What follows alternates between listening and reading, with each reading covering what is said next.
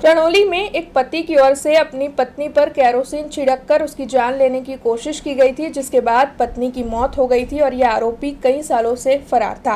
ये मामला साल 2010 में सामने आया था। तब अब आखिरकार तेलंगाना के गोंडा गांव से आरोपी पति की गिरफ्तारी जवाहर नगर पुलिस की ओर से कर ली गई है।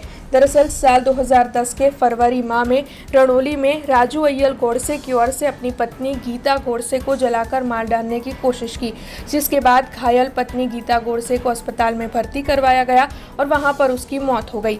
ऐसे में हत्यारा पति जो कई सालों से फरार था, उसे ढूंढने की कोशिश जवाहर नगर पुलिस की ओर से की जा रही थी। अब आखिरकार तेलंगाना के गोंडा गांव से आरोपी को पकड़ा गया है और वडोदरा लाया गया है और इस मामले में आगे पूछताछ की जा रही है। तब इस बारे में बी डिवीजन के एसीपी आर डी कवा ने ज्यादा जानकारी दी है।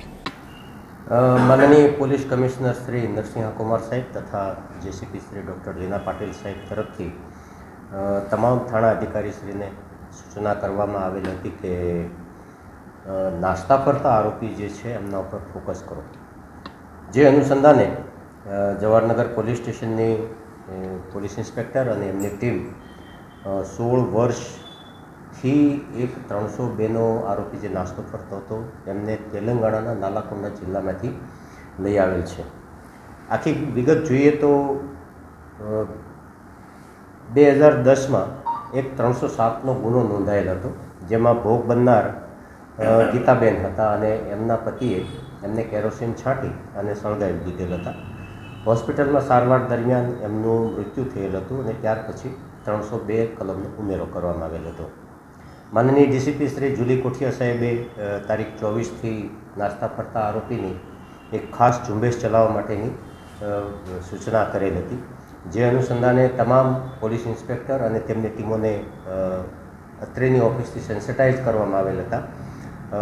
પોલીસ ઇન્સ્પેક્ટર શ્રી પરમાર અને એમની ટીમે સર્વેલન્સનો ઉપયોગ કરી અને ટેકનોલોજીનો ઉપયોગ કરી અને ગુનાના તમામ કેસ પેપરનો અભ્યાસ કરી અને જે માહિતી એકત્ર કરવા પાત્ર થતી હતી એ અનુસંધાને આરોપી લક્ષ્મણ અય્યલ ગોડસે એમનું ન્યૂ સિમ કાર્ડના આધારે એમનું લોકેશન મેળવ્યું ને લોકેશન એમનું તેલંગાણાના નાલાકોંડા જિલ્લામાં એમનું આવતું હતું। એક ટીમને ત્યાં રવાના કરી અહીંયા પણ એમને એક્સરસાઇઝ ચાલુ રાખી અને પિન પોઈન્ટ લોકેશનના આધારે આરોપીને ત્યાં પકડી પાડવામાં આવેલ હતું અને આજરોજ પોલીસ સ્ટેશન લાવી એમની અટક કરવામાં આવેલ છે।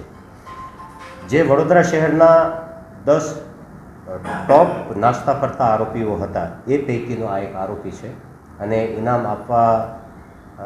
પણ જાહેર થયેલું છે જેમના માથે એ આ આરોપી છે। આ અનુસંધાને જવાહરનગરની ટીમ અને પોલીસ ઇન્સ્પેક્ટરશ્રીએ ખૂબ જ અથાગ પ્રયત્નો કરેલા છે અને એમને એમાં સફળતા મળી છે। हमसे जुड़े रहने के लिए हमारे YouTube चैनल को सब्सक्राइब करें और नई वीडियो की नोटिफिकेशन के लिए बेल आइकॉन को दबाएं।